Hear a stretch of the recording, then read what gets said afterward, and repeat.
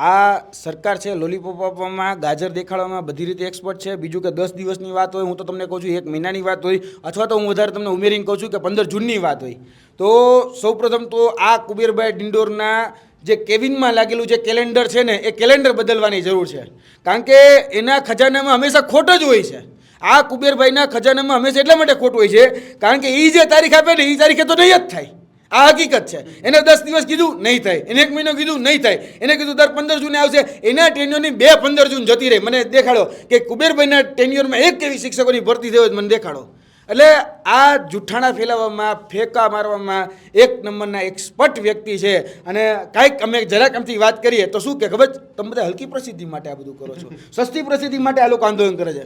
હવે આના માતા પિતા, હું એવું માનું છું કે આંદોલન કરવા તો ને જ મોકલતા હોય.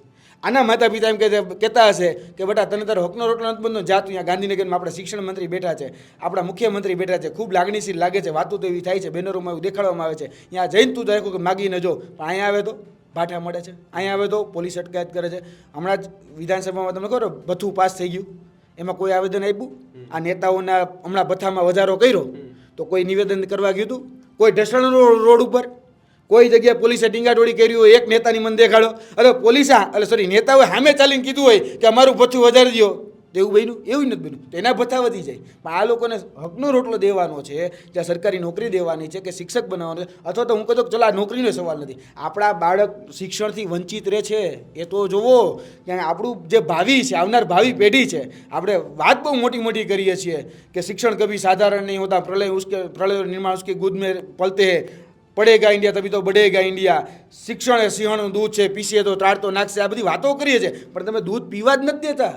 એ દૂધ સુધી એનો હોટો પહોંચવા દો, તમે અહીંયાથી છીનવી લ્યો છો કે ભલે જો ભાઈ સરકારી શાળામાં જાય તો શિક્ષક જ નથી, એટલે બિચારો બાળક નહીં જાય તો હવે એ દૂધ પીવાનું જ નથી, એટલે ત્રાણ નાખવાનું જ નથી. કારણ કે સિંહણનું દૂધ હોય શિક્ષણ, પીવે તો ત્રાણ નાખે ને, પીવાનું જ નહીં. કારણ કે અનપઢ રહે તો જ વોટ દે, એ આ ભાજપ જાણે છે. ભાજપ જાણે છે કે અનપઢ રહેશે, મૂર્ખ બનશે તો જ અમને આ વોટ આપશે, તો જ અમારા અંધભક્તો પેદા થશે. બાકી ભણી ગણી લીધું અને બંધારણના આર્ટિકલ કે અનુચ્છેદ જાણી ગયા તો અમારી સામે જ આંખું ભરાવશે, કે અમારી સામે જ આ લોકો ઊભા થાય. એટલે જાણી જોઈને સુનિયોજિત કાવતરના ભાગરૂપે તમામ પ્રકારની આ જે કહી શકાય કે સંસ્થાનો છે એ બંધ કરવાનું સુનિયોજિત કાવતરું ચાલે છે.